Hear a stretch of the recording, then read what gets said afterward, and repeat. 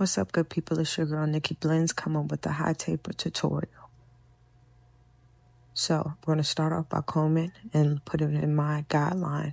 I want to make sure that I clean up around and not to dig too hard to create a harsh line. I set my vertical bar so I can do an outline and give my taper a shape so I can know how high I want to take it. Everything I do on one side, I'm sure to do on the other side. I already started with the taper in the back. Please keep in mind that you don't necessarily have to start from a 0 and work your way up. You can also fade downwards, which means debulking and then working your way with your guards and opening and closing of your clippers to do a flawless fade. I usually cut his hair closer because he only comes like once a month. So to make sure that the cut lasts, I try to cut it as close as possible while still giving a transition. As you just saw, I was adjusting the blade on my clippers to show how the click step to let you know where you may be on your guard level. It's important to understand when fading that you don't skip any steps. If you do, that's where you can have those harsh lines.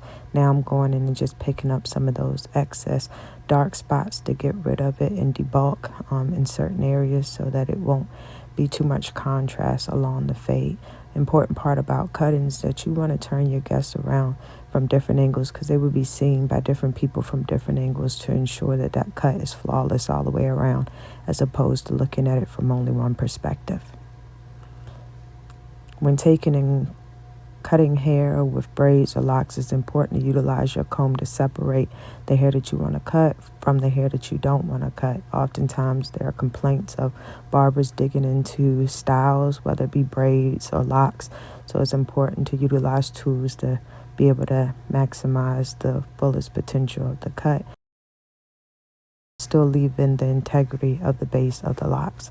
Whenever I shape up in the front, I do not like to have the hair pulled back unless it's in its permanent style, because that can alter the hairline. If, say, for instance, he wanted to have his hair down, I could have shaped him up with his hair pulled back and it wouldn't have been even. So I strongly encourage always taking the hair down unless it's already styled in order to shape up that front line. I always start from the middle and I work my way out. As you just saw, I touched his forehead.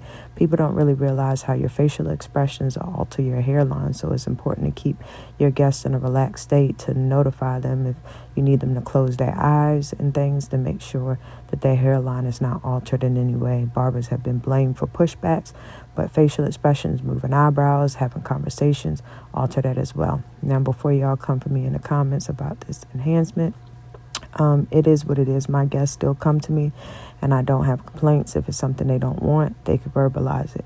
Oftentimes use this as a tool as well. Many people see it as just being enhancement, but for any light areas, any areas that I may be trying to restore or to help give my guests a visual what direction we're headed in, I will use this. So instead of looking at this as a cover-up or individuals complaining because of not knowing how to properly use it, it's important to understand how it can benefit in so many ways. I always am sure to use cool air to dry, wiping off the face of any excess product, and making sure that that hairline is clean and clear so that when doing the final touch-ups, as you can see now, it won't have any residue, bulk, or buildup. I'm a sucker for an ash line, but not an ashy forehead, so I try to make sure that I wipe in those areas to make sure that it has a flawless contour type of look without taking and being too much buildup.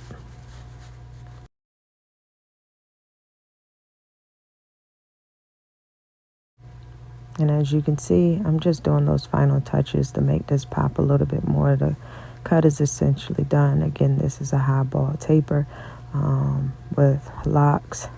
And I appreciate your time. If y'all want to see more content, be sure to drop a comment below and let me know what specifics you're interested in me posting. So, as always, grace and peace.